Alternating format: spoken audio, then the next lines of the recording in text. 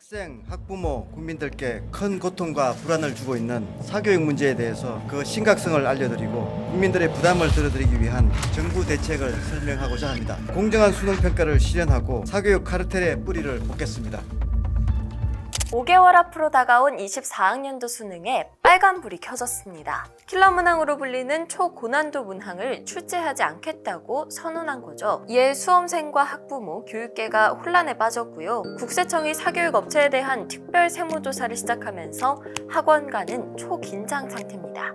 도대체 뭐가 문제였길래 대통령까지 나서고 수능은 앞으로 어떻게 출제한다는 것인지, 그리고 유명 학원과 강사들의 운명은 어떻게 되는 것인지 알아봤어요니? 알아봤어요!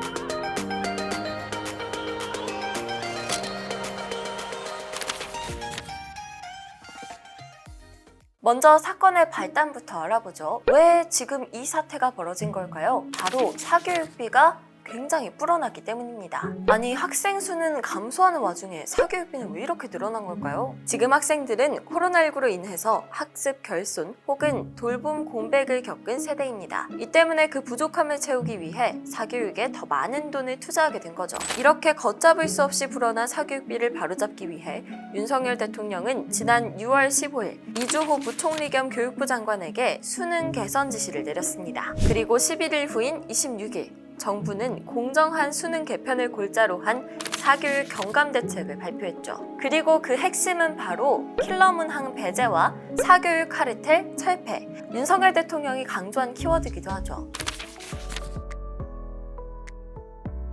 자, 그래서 발표한 사교육비 경감 대책이 어떤 대책인지 한번 살펴볼까요? 우선 이른바 킬러 문항의 배제. 킬러 문항이라 하면 초고난도 문항들로 학생들이 많이 어려워해서 변별력을 높이던 문항들이죠. 교육부는 이 같은 킬러 문항들이 출제되지 않도록 수능 출제 단계에서 문항을 집중 점검하기로 했는데요. 출제위원 중 현장 교사 비중을 더 늘리는 등 교육과정에 더 잘 맞게 출제하기 위해 노력하겠다고 합니다.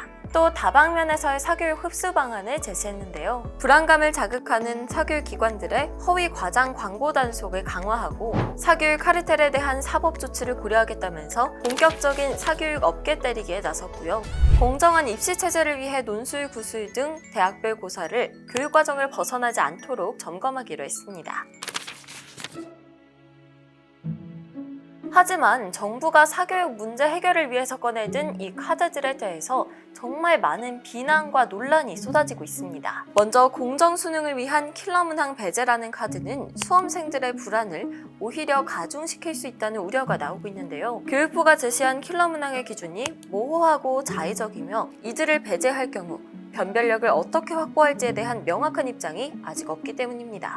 오죽하면 그런 애매한 킬러 문항이라는 단어를 이해하는 것 자체가 킬러 문항이라는 이야기까지 나오고 있고요. 당장 수능이 150일도 안 남은 이 시점에서 정확한 가이드라인 제시가 필요하다는 지적이 많습니다. 정부가 꺼내든 또 다른 카드는 사교육업계 단속인데요. 현 사교육 시장의 최대 수혜자로 지목된 일타 강사들에 대해서 갑론을박이 펼쳐지고 있습니다. 일부 강사들의 연수입이 100억, 200억으로 초고소득을 올리는 것에 대해 공정한 시장 가격이라 볼 수 없다며 이를 바로잡아야 한다는 입장이 있는가 하면 공교육을 정상화시켜서 사교육비를 절감시키는 본질적인 문제에 접근해야지 사교육 고소득자를 악마화해 갈라치게 하는 것은 옳지 않다면서 비난의 목소리도 커지고 있습니다. 한편 일부 대형 입시학원의 경우 킬러 문항으로 수험생과 학부모의 불안 심리를 자극해서 과도한 수익을 거두기도 하고 과도한 수강료와 교재비, 부대 비용 등을 받아내는 경우가 허다하다고 하죠. 이에 국세청에서 28일 사교육업체에 대한 특별 세무조사를 실시했습니다. 세무조사 대상이 된 사교육업체는 메가스터디, 시대인재, 종로학원, UA 등인데요. 학원가에선 그동안 공공연한 비밀이었던 킬러 문항 유통, 그리고 교재비 수익 구조 등에서 문제점이 포착될지에 주목하고 있죠. 조사 대상이 된 학원들은 일단 문제될 게 없다는 입장이지만 어떻게 나올지는 지켜봐야겠네요.